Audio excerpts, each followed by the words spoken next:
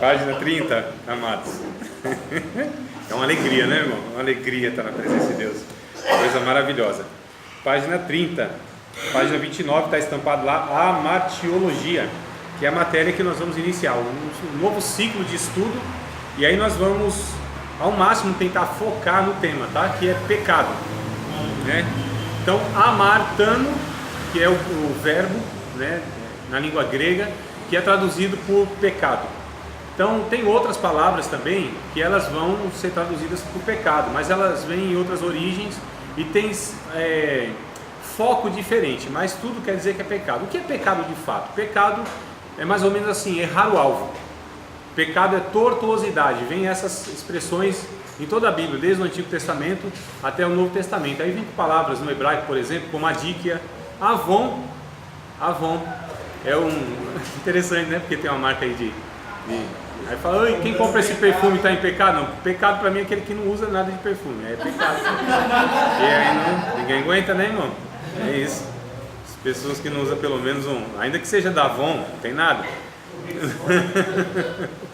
Ainda que seja, porque senão se cumpre aquele versículo, quando levanta as mãos para adorar, 1000 cairão ao teu lado, 10.000 à tua direita, tu não serás atingido. É um negócio terrível, né? Então entrar no santuário tinha que ser bem banhado, passado a mirra, nardo, aquela coisinha toda, né? Então é uma bênção. Então avon, adíquia, amartia, são palavras tanto no hebraico quanto na língua grega, que elas vão ser traduzidas por pecado. E tem esse significado de errar o alvo, tortuosidade, né? Ou seja, deformidade. Esse é o sentido de pecado, né? Em última análise, a gente fala que é uma ofensa a Deus. Todo pecado, sem exceção, primeiramente ele atinge a Deus, sem exceção nenhuma. Todos os pecados ofendem a Deus, atingem a Deus. Posso matar uma pessoa, estou ofendendo a Deus. Posso agredir uma pessoa, estou ofendendo a Deus. Eu posso desejar mal para uma pessoa, estou ofendendo a Deus. Eu posso destruir a minha própria vida, eu estou ofendendo a Deus. Então todo pecado ele é dirigido contra Deus primeiramente, ainda que atinja o ser humano, tá certo? Então Deus é a parte ofendida, é a parte mais ofendida. E a gente vai trabalhar a origem do pecado, o pecado original, né? A introdução aqui, ó, na página 30, tem aqui o conteúdo proposto. Então, pecado original, a gente vai fazer uma análise bíblica, solidariedade, corrupção, a pecaminosidade de todos, ser merecedor de castigo, a salvação das crianças, o paralelo entre Adão e Cristo, nem todos são iguais a Adão, o pecado de um só homem, a terra amaldiçoada, a impecabilidade de Cristo, olha que palavra interessante, a justiça de Deus. Capítulo 3 nós vamos falar sobre uma análise teológica, conceitos judaicos sobre o pecado, né? O agnosticismo, que ele fala sobre o pecado, pelagianismo, semipelagianismo, são questões assim são termos bem teóricos, né? A transição natural ou genética, natural ou genética, ou seja, esse pecado como que é hereditário, a imputação mediada, o realismo, o federalismo, uma teoria integrada. Capítulo 4, existência e definições do pecado. Capítulo 5, características do pecado. Capítulo 6, força e extensão do pecado. E o capítulo 7, consequências do pecado. Então essa é a proposta nessas 8 aulas, irmãos. Pretendo abordar tudo isso. Eu pretendo, tá certo? É meu desejo fazer isso. Se vai dar é outra história, né? Não sei se eu vou conseguir fazer isso ou se vou pecar não conseguindo fazer isso.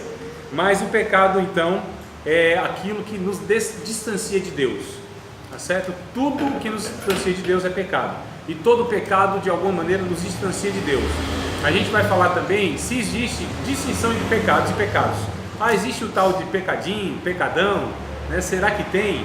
Então vamos analisar isso também. Há pecado sim que não tem jeito, não tem como orar porque não há salvação. A gente vai ver sobre isso. O que é pecado contra o Espírito Santo, que é conhecido como a blasfêmia contra o Espírito Santo.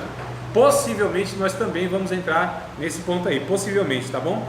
Mas só para adiantar então, a gente vai ler aqui a introdução na página 30, e aí sem pressa. Eu disse que eu quero abordar tudo isso, mas sem pressa nenhuma. Então, se der, amém.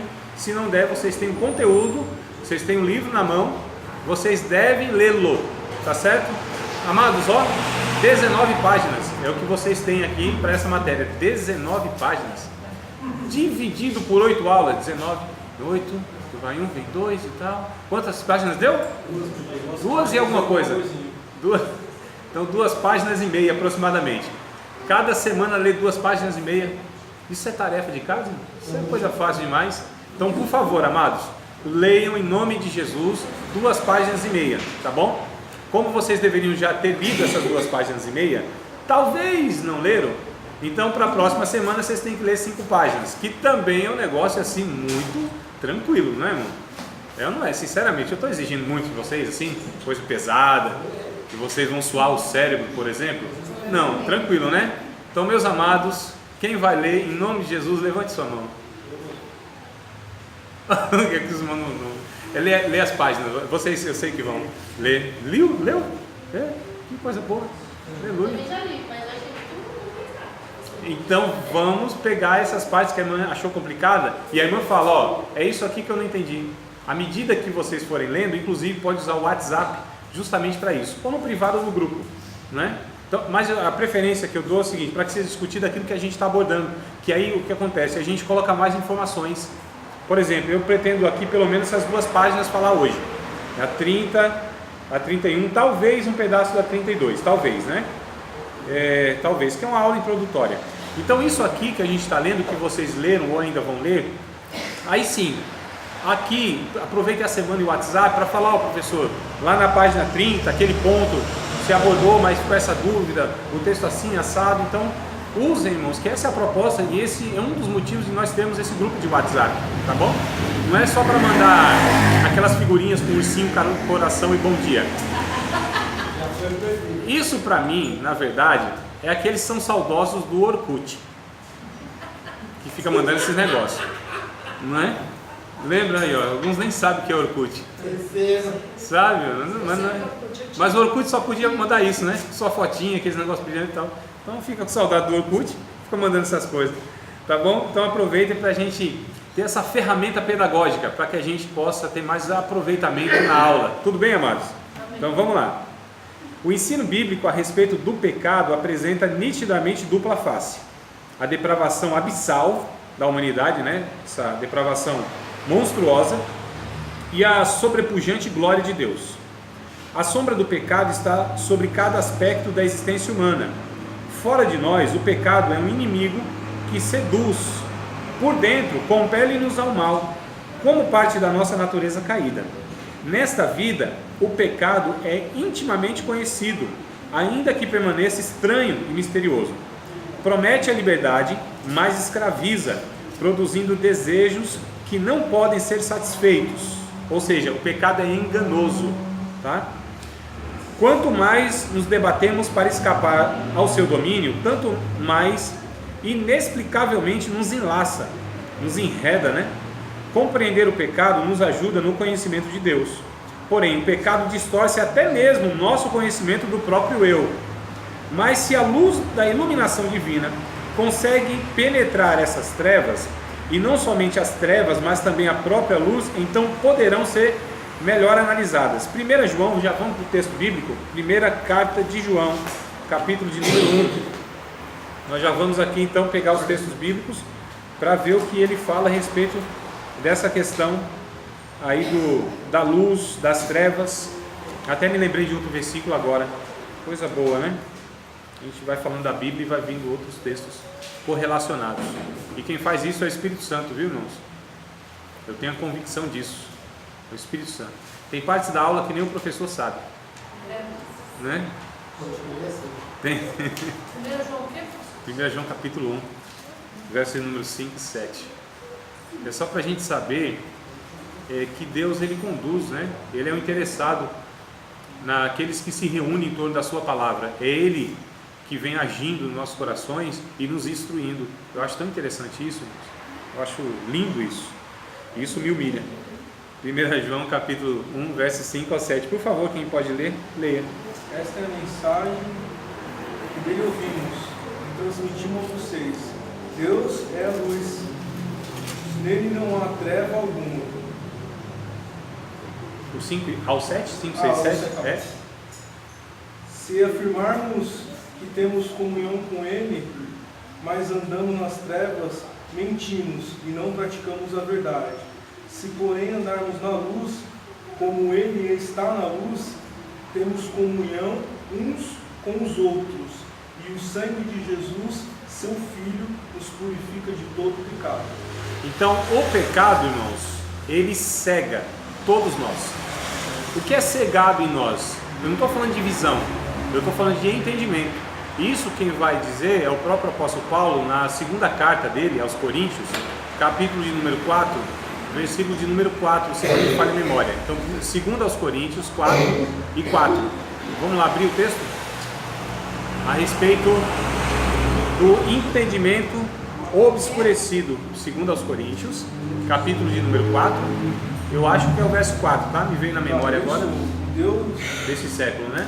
Exato. Deus nessa era cegou o entendimento dos descrentes. Isso. Para que não vejam a luz do Evangelho da glória de Cristo, Isso. que é a imagem de Deus. Isso. Então, o Deus desse século, ou seja, Satanás, através do pecado, cegou a compreensão, o entendimento, ou seja, fica obscurecido a verdade de Deus e aquilo que de fato não é só conhecimento de pecado na experiência. Eu estou falando, irmãos, é uma ignorância, mas essa ignorância não é a pessoa não sabia. Eu estou falando de ignorância do ser humano a respeito do pecado. Porque se nós tivéssemos de fato, quer dizer, nós temos a clareza, né, das consequências do pecado, como o pecado desagrada a Deus, e nós não pecamos apenas porque o pecado tem consequências. Porque se o motivo fosse só esse, também né, irmão, que a gente é inteligente, né? Então só a inteligência já favorece. Quer dizer, eu não vou pecar porque isso me prejudica, eu mesmo. Já é uma questão de inteligência. Mas isso não é suficiente. E a motivação nossa também não deve ser essa apenas. Eu não peco porque isso aqui é prejudicial para mim. Não, eu não peco porque eu não quero desagradar a Deus. É assim que a gente parte desse pensamento.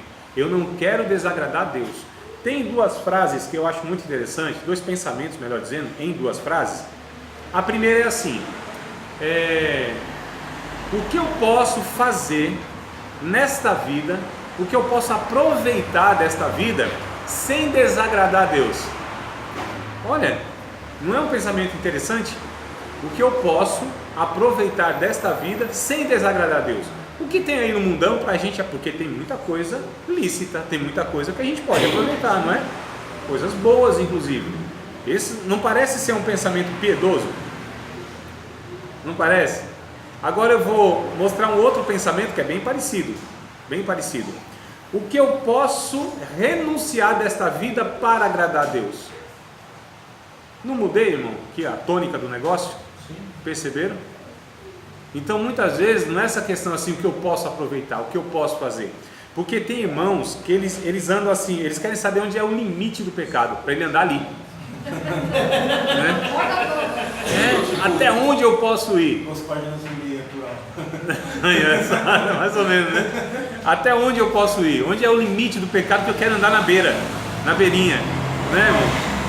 Então, alguns é assim, né? Até onde, o que eu posso fazer? Sempre, na verdade, essas pessoas, elas ainda não foram libertas desse desejo de pecar, né? E quando ela acha uma brechinha, vai lá e peca, faz alguma coisa. Irmãos, o pecado para nós, ele não apenas é algo que eu não pratico. O pecado, para mim, André, deve ser, como seguidor de Cristo, algo que eu enojo. Então não basta só não pecar. A gente precisa, na verdade, ter nojo do pecado. O pecado tem que nos causar náuseas. O pecado tem que nos causar uma revolta santa. Tá certo? Nós devemos nos indignar contra o pecado. Seja o pecado na minha vida ou na vida do outro. Para mim isso deve ser uma indignação. É por isso que eu devo olhar como Deus olha as coisas. Eu devo gostar o que Deus gosta. Eu devo odiar o que Deus odeia.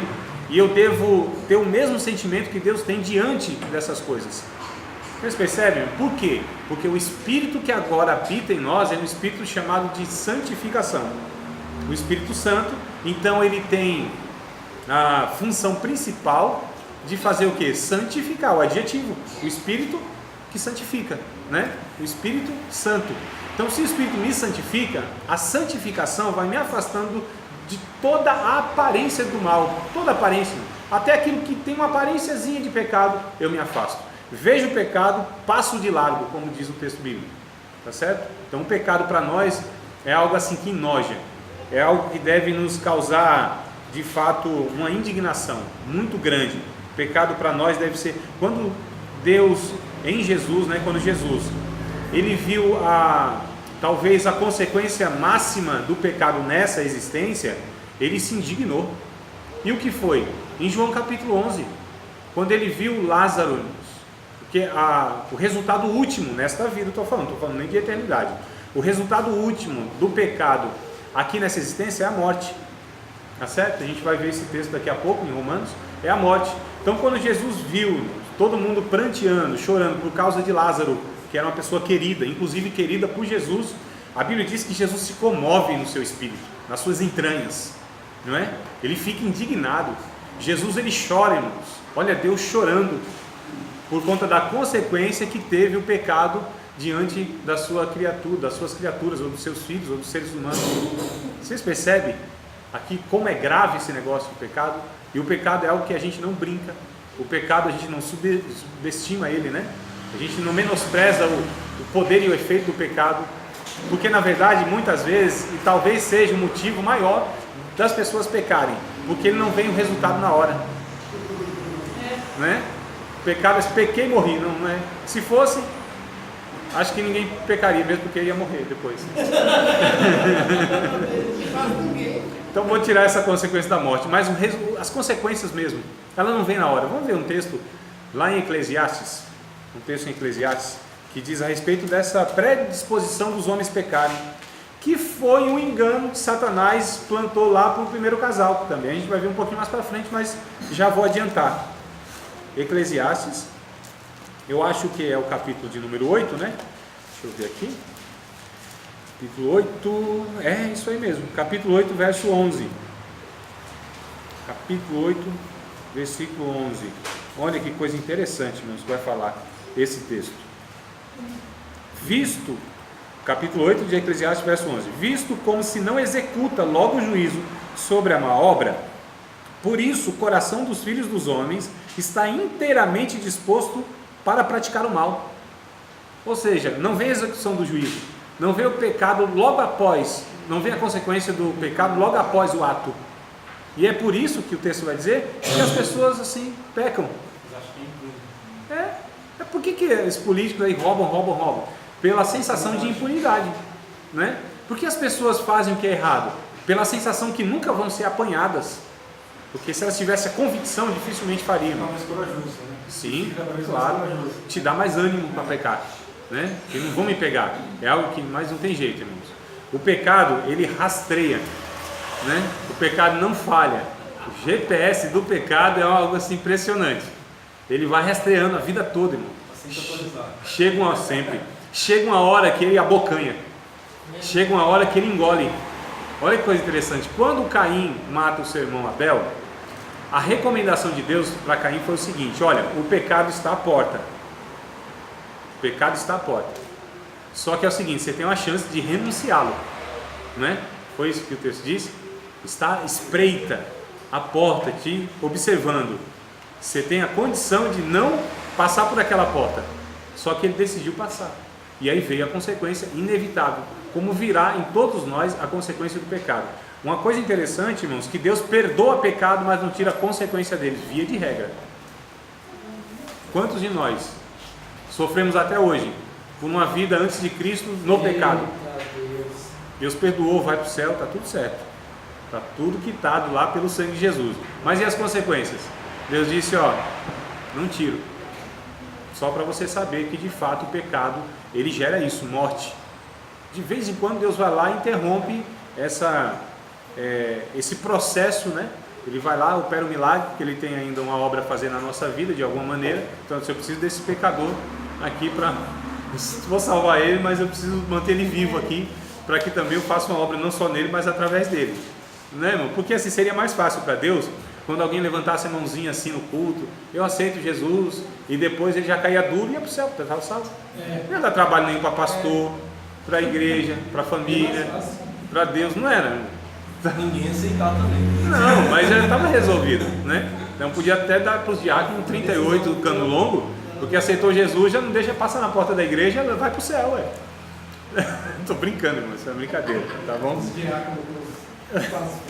Não é? Então, amados, vamos voltar aqui na questão que eu estava falando sobre a consequência do pecado, a disposição, né, do pecado. Ah, tá, porque o Satanás, essa consequência que não vem imediata, por isso que os homens pecam. Então Satanás disse para o casal: certamente vocês não vão morrer se comerem, se desobedecerem a Deus, certamente não vão. Aí quando o casal come do fruto proibido, o que aconteceu? Não morreram. Quem que parecia que estava com a razão? Deus ou o diabo? O diabo, né? E aí que é o problema, irmãos. Aí que é o problema, que a palavra de Deus muitas vezes ela não é obedecida, porque nós somos seres imediatistas, principalmente nessa geração que a gente vive, onde tudo tem que ser agora, onde o resultado tem que ser agora. Então, ainda que eu faça o que é errado, mas se dê um resultado positivo, eu continuo fazendo, não é? É a síndrome de Sansão. Sansão, ele foi pecando, brincando com o pecado, desprezando assim totalmente uma palavra de Deus, que Deus disse para ele, que ele precisa ter uma postura, uma vida, né? Não é que as forças estavam no cabelo, não tem nada a ver, nada a ver. Mas na obediência de Deus, o Espírito do Senhor repousaria sobre a vida dele e agiria daquela forma miraculosa e poderosa. Sansão, ao que eu me lembro agora, é o ser humano em todo o Antigo Testamento onde houve a manifestação mais poderosa do Espírito Santo, irmãos. Olha, Sansão, o jovenzinho Sansão, promissor, escolhido de Deus, desde o ventre, consagrado a Deus, um nazireu, não é? Ele teve o privilégio de ter a manifestação mais poderosa do Espírito Santo na vida dele, quer dizer, na vida dele, na vida de toda a humanidade no Antigo Testamento, foi sobre a vida de Sansão. E aí o que ele fez? Desprezou isso. E o que ele fez? Foi brincando, primeira vez que mentiu, né? E olha como o pecado, ele tem um poder, eu escrevi em algum lugar aqui, está mais para baixo, ele tem um poder entorpecente, ele anestesia. O pecado, vou usar aqui, se me permite a metáfora, eu cheguei e tinha um cheiro de perfume bom, gostoso, já não sinto mais. Por que eu não sinto mais? Meu olfato se habituou com isso, para mim já não afeta. O pecado é assim, irmãos, quando a gente peca já tem aquele negócio, depois a gente vai se habituando, vai se tornando quase que parte da nossa natureza, e a gente não sente mais, fica insensível. Então o pecado tem um poder anestésico, olha só, irmão, insensibiliza o coração, deixa a pessoa de fato insensível à voz de Deus. O pecado é um negócio muito complicado, seríssimo, então a gente não brinca com essas coisas não. Então Sansão, ele mentiu, Dalila lá, foi Dalila, né? Tentou lá entregar eles lá aos filisteus, se não me falha a memória, e aí ele vai, derrota os filisteus, aquela coisa toda. O que ele faz? A segunda vez, a mesma coisa. Ué, ele já não deveria ter percebido que alguma coisa estava errado ali? Não é? Só que ele faz o quê? Brinca, menospreza. Que é isso? Deus é comigo, Espírito Santo habita na minha vida, eu sou ungido de Deus, sou escolhido de Deus, Deus tem promessa sobre minha vida, eu tenho um ministério, vou realizar isso, Deus e tal, é aquela coisa toda, eu sou juiz e tal, é aquele... Irmãos, quantas pessoas estão caindo nesse engano? Deus me escolheu, e a gente vai levando, vai pecando, ninguém vê, ninguém percebe e tal, mas escondido, até que chega uma hora que aí Dalila, acho que é pela terceira vez, se não me falha a memória, Sansão, os filisteus vêm contra ti. Tem uma frase, irmãos, após essa fala de Dalila, que eu acho que é uma das frases mais tristes de toda a Bíblia. Quando Sansão, ele disse assim: novamente irei contra os inimigos de Deus ou contra os filisteus e os derrotarei. Mal sabia Sansão que o Espírito do Senhor já tinha se retirado dele. Irmão, que coisa triste, hein? E aí, sem a graça de Deus, fizeram o que quiseram com Sansão. Um menino, um jovem, chamado de Deus, ministério de Deus, ungido pelo Espírito Santo, como acaba a vida? Cego, ridicularizado, pisado pelos homens, não é? Parece que no último momento lá Deus ouviu o clamor dele e me parece até que, me parece não, foi mesmo perdoado, tanto é que ele aparece lá na galeria dos heróis da fé, lá em Hebreus capítulo 11. Mas assim, percebe, amados? Foi para o céu, mas e as consequências do pecado? Teve que arcar com elas. Viveu o melhor, né? Viveu pouco, mas sim. Não viveu o melhor. E viveu mal. Viveu mal, não viveu o melhor do seu ministério. Isso. E mal ainda, né? E perdeu o que era mais precioso, irmão. aquilo que nós devemos almejar o máximo possível, ou aliás, almejar mais do que tudo, o que é? A comunhão com Deus. A comunhão com Deus não tem preço, irmãos. A comunhão com Deus não vale perdê-la por vantagem nenhuma nesta vida, nenhuma. Não tem nada que compense perder a comunhão com Deus, nada. É por isso que quando Davi peca, lá no pecado lá de adultério com Batseba, ele faz uma oração no capítulo 51 de Salmos, né? Senhor, renova em mim um espírito reto, torna a dar-me a alegria da salvação, não retires de mim o teu Espírito Santo. Olha só, irmão, ele almejou mais do que tudo, ele não queria saber de reinado, de fama. E agora o que vão falar? Eu era o pastor tão querido aqui, eu era o profeta, eu era aquele que tinha agenda cheia, eu era a pessoa. Ele não queria saber de nada disso, irmão. Ele não queria saber de nenhuma aprovação humana, ele não estava nem aí. O que ele temeu foi perder a comunhão com Deus, a habitação do Espírito Santo, a alegria de ter comunhão, de ouvir a voz de Deus. Davi, aquele apaixonado por Jeová, entoava louvores, compunha os salmos, né? Aquele menino, aquele adolescente que amava a Deus desde sempre. Olha que coisa linda, o homem chamado segundo o coração de Deus, que nunca se dobrou a ídolo nenhum. Ele era assim um exemplo de servo de Deus, até mesmo quando pecou. Para mim ele não deixou de ser exemplo, porque assim, os homens de Deus, as mulheres de Deus não deixam de ser exemplo porque pecam. Porque até diante do pecado as pessoas se revelam quem são. Pecar, irmão, é inevitável. Tem uma certeza, nós temos uma certeza. A certeza é que é inevitável não pecar, nós vamos pecar, nós pecamos. E até quando dizemos que não pecamos, já estamos pecando. É o que diz pelo menos a Bíblia. Não é o que diz lá 1 João? Quem disser que não tem pecado já está fazendo Deus mentiroso, já pecou. Agora, o que vai diferenciar um homem de Deus, uma mulher de Deus ou não é o não pecar, porque é impossível, todos vão pecar. Uns de uma forma, outras de outra. O nosso pecado não só difere de forma, porque para Deus tudo é passível de julgamento, tudo é passível de condenação e punição eterna, tudo. Então não tem esse negócio, senão o teu pecado é pior do que o meu. Bom, aí depende, eu sempre vou avaliar assim, porque eu sempre quero me safar e sempre quero justificar o meu pecado. Então quando é assim, estou passando uma dificuldade, uma luta, é o trabalhar de Deus, né? Agora se é o outro, é pecado, né? Percebe uma hipocrisia que nós vivemos, né? Que coisa horrível. Então pecado é pecado. Mas voltando aqui, então o Sansão, ele tem esse exemplo que o pecado não brinca, o pecado é como uma víbora que está ali para dar o bote, né? E o pecado traz essa consequência última. Então, entenebrecidos no entendimento, o irmão Cláudio leu 2 Coríntios 4,4, Deus esse século cegou o entendimento dos incrédulos para que não lhe resplandeça o Evangelho de Deus, né? O Evangelho de Cristo, que é a glória de Deus. Então, o entendimento, ele está obscurecido, nós estávamos cegos.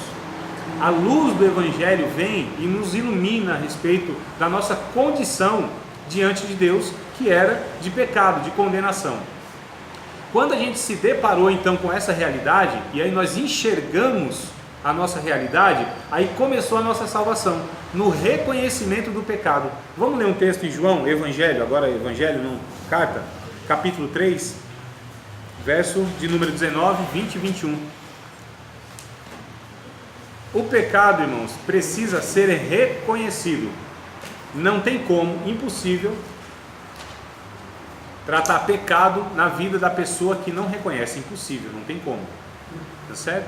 O Provérbios 28 e 13 vai dizer: aquele que encobre as suas transgressões nunca prosperará, mas quem confessa e as deixa alcançará misericórdia, né? Então não tem como tratar pecado na vida de ninguém que não reconhece, não tem como. Enquanto não reconhece o seu erro, pode fazer o que for, não tem jeito. Nem Deus salva essa pessoa, nem Deus liberta essa pessoa se não há o reconhecimento. E o reconhecimento vem pelo arrependimento, e o arrependimento vem pela iluminação ou pela fé, né? Mas essa fé é iluminada pela palavra de Cristo. A fé vem pelo ouvir e ouvir a pregação de Cristo. Agora, quando a pessoa ouve a pregação de Cristo e reconhece então o seu pecado, ela é salva. Só que o texto de João capítulo 3, versos 19, 20 e 21, Jesus vai condenar os fariseus lá, os judeus, que eles na verdade preferiram permanecer nas trevas. Viram, a luz raiou sobre eles, que era o próprio Cristo, que era a luz do mundo, né? Jesus disse: quem me segue não andará em trevas. Olha, acho que até João também, João 17, se não me falha a memória. Depois eu tento achar o texto assim, aqui. Leia, por favor, alguém, o 3, 19, 20, 21 de João. Este é o julgamento, a luz veio ao mundo, mas os homens amaram as trevas e não a luz, porque as suas obras eram más. Quem pratica o mal odeia a luz e não se aproxima da luz, temendo que as suas obras sejam manifestas. Mas quem pratica a verdade vem para a luz, para que veja claramente que as suas obras são realizadas por intermédio de Deus. Olha, percebe? Então inclusive esses mesmos fariseus, eles, quando Jesus disse assim, ó, vocês são nascidos em pecado, vocês têm pecado. Nós não. Nós não somos filhos de Abraão. Aí diz, não, de Abraão, até das pedras Deus pode suscitar filho de Abraão. Não, somos filhos de Abraão. Não, vocês são filhos do diabo. Jesus diz, vocês são filhos do diabo, vocês praticam a mentira, vocês querem me matar. Abraão não faria isso. Os filhos de Abraão não fariam isso. Vocês são filhos do diabo. Vocês são filhos de Abraão coisa nenhuma. Para quem acha que Jesus é aquele ser humaninho assim, todo meigo, Hello Kitty, né? Hello Kitty assim, todo, né? Aquela fofinho e tal, é nada, irmão. Jesus. Todos nós somos filhos de Deus, né? Todos nós somos filhos de Deus. Pelo contrário, né? Nós somos filhos, na verdade, nós somos filhos de uma natureza caída, ou seja, do Adão. Na verdade, a Bíblia diz que quem é filho de Deus é aqueles que receberam o poder de serem feitos filhos de Deus. E quem recebeu poder para serem feitos filhos de Deus é aqueles que creem no nome de Jesus, né? João capítulo 1, verso 11 e 12, se não me falha a memória, né? Veio para o que era seu, os seus não receberam, mas todos quantos o receberam, deu-nos o poder de serem feitos filhos de Deus, a saber, os que creem no seu nome, os quais não nasceram da água, da carne, do varão, nem de obra nenhuma, mas de Deus. Então, nós recebemos o poder de serem feitos filhos de Deus, porque cremos em Cristo. Em Cristo nós fomos regenerados e somos filhos de Deus porque fomos adotados. Tem essa ainda, hein? Adotados. Somos legítimos. Gente, adotado, né? Deus tem 4 filhos, eu já falei para vocês em outra ocasião, lembram? Quem lembra? Ninguém lembra? Não? Deus tem filhos por criação, por eleição, por adoção e por geração. São 4 filhos que Deus tem. 4. Vamos colocar esse tipo, né? A palavra tipo é usada para tudo. Então, quem são os filhos por 4 criação? Gêneros. 4 gêneros, pronto, mudou. Tipo, mais ou menos. Então vou usar a mão esquerda. Os filhos por criação, os anjos, são chamados de filhos de Deus, por criação. Filhos por eleição, o povo judeu. Filhos por adoção, a igreja. Efésios capítulo 1 vai dizer isso. Filho por geração, o único filho, aliás, por geração, que é Jesus. Esse é o filho legítimo. Aliás, esse é o único filho legítimo. Todos esses aqui não são. Agora, todos esses podem ser em Cristo. Todos esses sendo em Cristo são aceitos como filhos, porque são aceitos pelo Cristo, ou no Cristo, né? Ou em Cristo, ou através de Cristo. Pode usar qualquer um desses termos que vocês quiserem, mas a questão é que não pode descentralizar dele, né? Então vamos lá, amados. Eu queria ler João 8 e 12 para continuar nessa questão de luz do mundo, ou a respeito da luz, né? Então a luz é o próprio Cristo, a luz é a verdade de Deus, a luz é a palavra de Deus. E Jesus disse, 8 de João, verso 12: falou-lhes, pois, Jesus outra vez, dizendo: eu sou a luz do mundo, quem me segue não andará em trevas, mas terá a luz da vida, ou terá a luz da vida. Olha que coisa interessante. Lá também em Mateus capítulo de número 5, Jesus disse que nós seríamos o que? Sal da terra e luz do mundo, né? Nós não somos seres iluminados, nós somos seres luminosos. Tem uma diferença. Iluminado porque nós somos, se fôssemos iluminados, porque nós seríamos iluminados, né? De uma forma exterior, Tá certo? Então, ou seja, essas lâmpadas estão nos iluminando, não estão? Então, por essas lâmpadas nós somos iluminados. Agora Jesus disse que nós seremos luminosos, ou seja, nós seremos a luz. Por quê? Porque parte de dentro de nós. Então é a luz que parte de dentro de nós.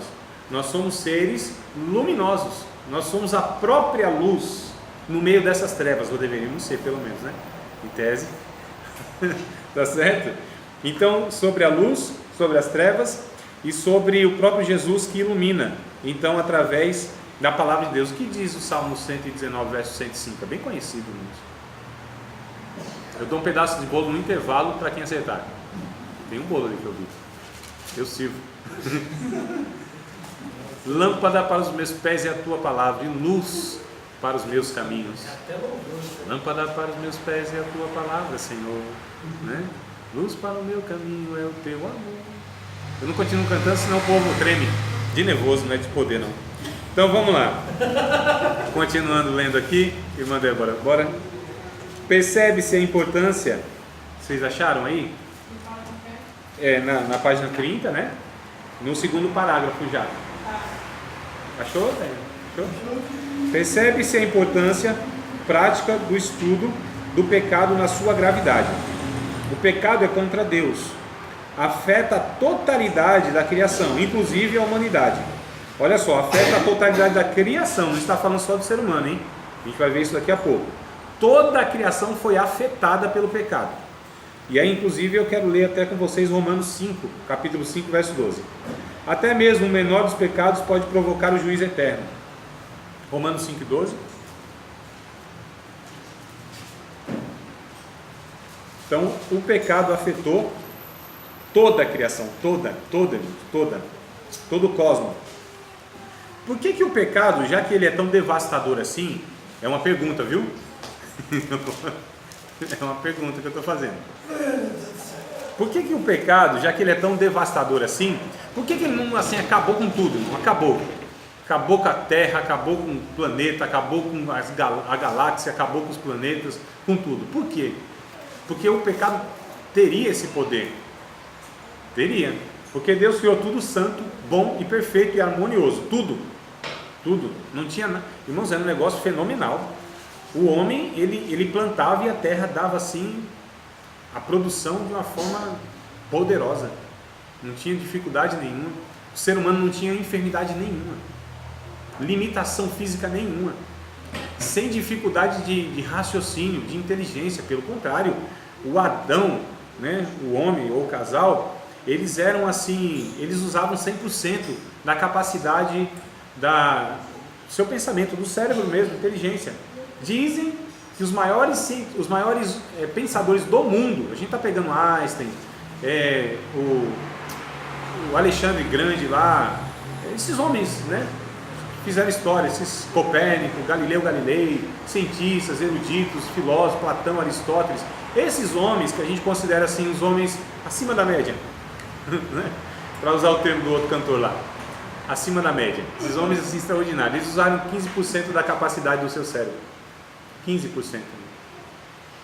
Você imagina um negócio desse? A gente está falando de homens que se destacaram na humanidade como sendo gênios. Eles usaram 15% da capacidade do seu pensamento. 15, Adão usava 100. E nós? Nem quero falar nada, porque senão vai me dar depressão. Então, amados, eu estava perguntando o que mesmo? Sobre Romanos 5,12. Por favor, leiam. Ah, é verdade. Obrigado, Ricardo. Exato. Obrigado. Qual é a nossa opinião? Isso, por que então que se o pecado, se não, de fato é, tá certo? Ele é tão devastador que ao entrar no mundo, ou seja, através lá do primeiro casal, que foi a partir dali, que é o que a gente vai ler em Romanos 5,12, foi a partir dali que o pecado ele entrou na criação de Deus como sendo uma realidade e trouxe essa destruição no cosmos. Por que isso tudo não desgramou? Por quê? Pelo amor dele. Quem ainda mais? Eu acho que pelo amor dele por Cristo. Foi misericórdia e graça, né? A gente não merecia, por conta do pecado mesmo, na prática, mas... Você, pastor? Alguém? Não está totalmente errado, mas não é essa a resposta ainda que eu quero. Porque, ó irmãos, um dia... Porque o pecado não pode ser maior que a bondade de Deus. Também não está errado não, irmão. Mas ainda não é a resposta que eu queria. Perguntaram para um irmão, um pastor, uma senhora inclusive perguntou, disse assim, vem cá, Deus é santo, né? Deus é santo. Então Deus ele não tem como ele conviver com o pecado. Não tem, Deus é santo. Não tem como ele abarcar em si o pecado. Se Deus é santo e não tem como conviver então com o pecado, por que ele convive? A pergunta também foi assim, porque o pastor disse assim, tudo está em Deus, não existe nada fora de Deus. Aí a senhora perguntou e disse assim, bom, então se tudo está em Deus e Deus é santo, e então tudo está sob o pecado, por que Deus então abarca dentro de si o pecado? Como que pode isso? Seria uma contradição. Aí o pastor, para tentar explicar, disse assim, o que é necessário para um transplantado? A pessoa, por exemplo, que recebeu um coração, é um órgão alienígena, estrangeiro, não é? Não é isso? Corpo estranho, não pertence àquele corpo, mas ele é transplantado. Qual que é a reação do corpo automaticamente? Rejeição. E o que é feito, o que é necessário ser feito para que o corpo não rejeite aquele órgão transplantado? O que fazem? Medica? Remédio, não é? E aí o pastor disse, concluiu, então, existe um remédio para que Deus não rejeite então esse pecado dentro de si. O remédio é o sangue de Jesus. É porque a gente não vê, irmãos, mas toda a criação está manchada pelo sangue de Cristo. Antes que Deus pudesse dizer haja luz, ele disse haja cruz. O sangue de Cristo que foi oferecido antes da fundação do mundo, lá na eternidade, é o que vai dizer o texto de 1 Pedro capítulo 2, eu acho que é verso 21, alguma coisa assim, e lá em Apocalipse também vai estar escrito, e o sangue do Cordeiro foi oferecido antes da fundação do mundo. Então é por isso que Deus pôde, e é por isso que Deus pode, mesmo depois do pecado ter entrado, ainda se relacionar com esses homens pecadores, ou interferir nessa natureza, mesmo sendo Ele Deus Santo. Vocês percebem? Sim, mano. Acho que está em Jó, ele fala assim, eu crio o mal. Quando ele falou eu crio o mal, ele estava se referindo a Satanás, ou realmente Deus ele criou o mal porque quis criar? Isaías, será que não é Isaías? Tem outra passagem de Jó? Não, ele fala sobre a grandeza dele lá e fala que ele é poderoso, assim, de tudo. Deus, né? Deus. Porque eu Quando não me ele fala lembro eu de crio o Jó. mal, eu crio o mal. Eu acho que é, não, eu tenho certeza que tem um texto assim em Isaías, acho que é 42:7. Aí não sei se tem em Jó também, mas inclusive a gente vai ver essa origem do mal. Eu vou dar uma seguradinha na resposta, pode ser, né? Mas não deixa eu passar batido não, tá? Porque é importante, eu só quero dar uma introdução aqui, que a gente vai ver a origem do mal. Será que Deus criou o mal mesmo? De onde veio o mal? Se Deus criou tudo bom, de onde veio esse mal? Quem é o originador do mal? Será que foi Deus que criou isso? Não sei, vamos ver depois, mas a pergunta é excelente, mas eu vou segurar um pouquinho, talvez até hoje a gente responda, não sei, mas vamos voltar aqui porque eu estou na introdução. Romanos. Não, eu posso esquecer, vocês que não podem esquecer. Romanos 5:12. 5:12 de Romanos, pode ler, Mangueira? Por favor. Portanto, da mesma forma como o pecado entrou no mundo por um homem, e pelo pecado a morte, assim também a morte veio a todos os homens, porque homens pecaram. Porque todos os homens eles pecaram, né? Isso. Então a morte entrou pelo pecado. Por isso que todos pecaram. Todos os seres humanos pecaram. O próprio Romanos capítulo 5, não sei se é verso 21, alguma coisa assim, que vai dizer que por Adão entrou o pecado e em Adão todos morreram. Porque todos nós somos resultados da natureza de Adão. Então todos nós nascemos em pecado. Nós nascemos com essa natureza propensa ao pecado, tá certo? Isso se vê na criancinha, pequenininha, 2 aninhos ali, você já vê estampado assim, mas de uma forma assustadora, o egoísmo, né? A ira, o descontrole. Aí quando ela começa a ficar até maiorzinha, você já vê ela querendo se safar das consequências dos seus atos, negando o que fez, né? Quantas vezes eu peguei meu filho assim com a boca na botija, né? Com a mão não devia, E eu disse: filho, você fez isso. Não, eu não fui eu. É igual aquela criança que está tudo suja assim, a boca toda suja, né? Você que comeu isso aqui. Eu não. Irmãos, é a mesma coisa. Deus olha assim: você pecou. Eu não, Senhor, eu não. Cara toda suja. Cara de pau, né, meu? Deus assim, acho que olha para uns assim: você é um cara de pau. Não, olha só. Eu querendo ungir ele com azeite da unção, ele está passando óleo de peroba. Cara de pau, negando para mim que não peca, porque tem uns que acham que é assim, né? Não, Senhor, tu sabes que eu não peco. Que conversa fiada, irmão. Deus está vendo a cara suja, nossa, todo dia. E o remédio para o pecado é nada menos do que a morte de Cristo na cruz, né? Está escrito aí. E aí eu separei 2 textos aqui para então reforçar essa ideia que eu falei, que é o sangue de Cristo, e é Cristo que remove todo o pecado. João capítulo de número 1, verso 29, João 1:29, todo crente evangelista deve saber desse texto de cor.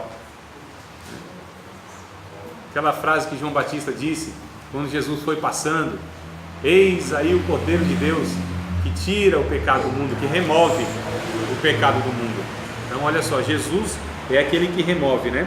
1 João, agora a primeira carta de João, capítulo 2, verso 1 e verso 2, a gente vê reforçado. Só separei alguns textos para embasar, né, irmão? A gente vai falando, afirmando, e às vezes não tem texto bíblico, fala assim: o André está afirmando isso da onde? Tirou isso da onde? Entre outros muitos textos que tem na Bíblia, eu separei pelo menos 2 ou 3 aí.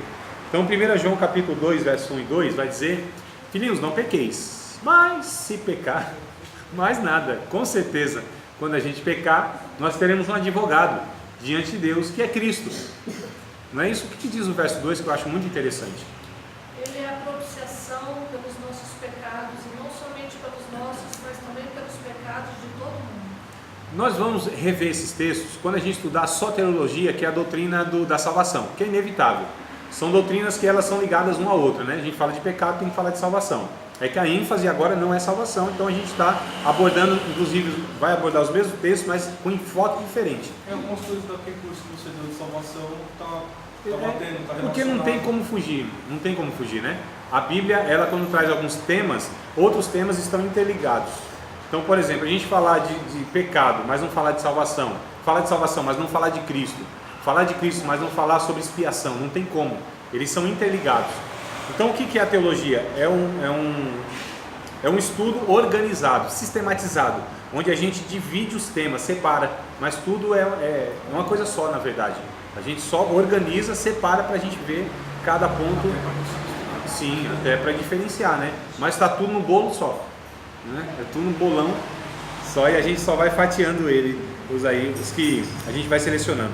Mas ele, Jesus, é a propiciação. Essa palavra, propiciação, é muito interessante nós entendermos ela, principalmente no Antigo Testamento, quando ela aparece, quando a oferta a Deus, a sacrifício a Deus através dos animais. Esses animais, então, eles são propiciações, ou tentativa de propiciação. O que é a palavra propiciar? É tornar satisfatório, tornar propício, não é? Então assim, Jesus tornou satisfatório a nossa relação com Deus, por meio do seu sacrifício. Então ele é a propiciação. Lembra da Arca da Aliança, que tinha lá no Antigo Testamento? Não tinha uma tampa em cima que chamava de? Propiciatório. O nome da tampa era propiciatório. Por que o nome daquela tampa era propiciatório? Onde havia 2 imagens de querubins, que simbolizava a própria presença de Deus, o trono de Deus, né? E ali o sangue que era aspergido para remir todo o povo, isso era tudo simbólico, era derramado ali naquela tampa, que era chamado sangue da propiciação.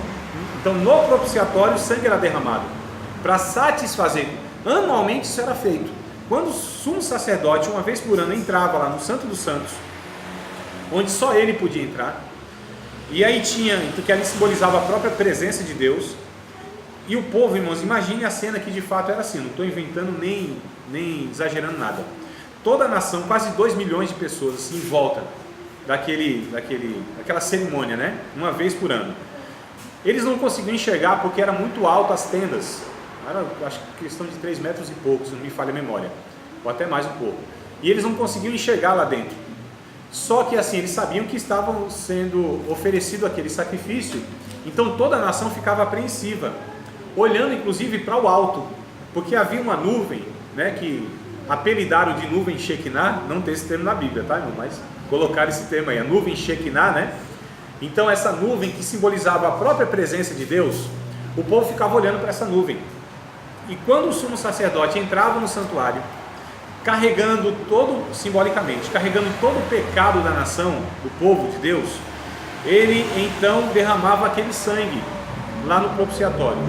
Se Deus recebesse então aquele ato como sendo um ato de arrependimento, então a nuvem, aquela nuvem, ela ia abaixando e afunilando assim, irmãos, até ir lá no Santo dos Santos e lá no meio, inclusive, da tampa, né? Lá no meio dos querubins. E aquilo enchia a glória de Deus, onde muitas vezes o sacerdote não conseguia ficar em pé, onde a glória, o peso da glória de Deus era tão grande, a presença de Deus era tão grande. E aí quando o povo via aquela nuvem assim afunilando e indo até lá, o povo, irmão, glorificava a Deus, cantava, tocava tudo quanto é instrumento. Eles ficavam eufóricos, glorificando a Deus, porque Deus mais um ano aceitou a oferta deles, pelo sangue, que representava o sangue do seu próprio filho, que seria oferecido na história há 2000 anos atrás. Então isso é algo para mim assim reconfortante, porque isso fala que embora o pecado tenha atingido a nossa vida, mas tem um remédio que é Cristo. Para todo grande pecador existe um grande Salvador, para todo pecado existe um perdão. Não existe trevas tão densas que a luz de Cristo não possa dissipar, penetrar e dissipar. Não existe condição humana tão depravada, tão destruída, que Jesus não tem o poder de ir lá e resgatar essa pessoa. Ele ergue do monturo necessitado, diz o texto bíblico, e faz assentar sobre os príncipes do seu povo. Não é o que Deus fez conosco? Se os pentecostais tivessem vindo, até glória a Deus, eu ia falar agora. Faltaram, né? Então, faltaram os pentecostais, porque não é possível, irmão, com a mensagem dessa. Eu vou até parar, porque eu pensei, estava em casa imaginando, quando eu falar essa frase, os irmãos vão falar língua estranha. Um assim vai pular, o outro vai estar quebrantado, dizendo obrigado, Senhor, por ter salvado essa alma pecadora, desgraçada, esse homem que não vale nada, e o Senhor me salvou. E eu pensei que nesse exato momento estaria dessa maneira.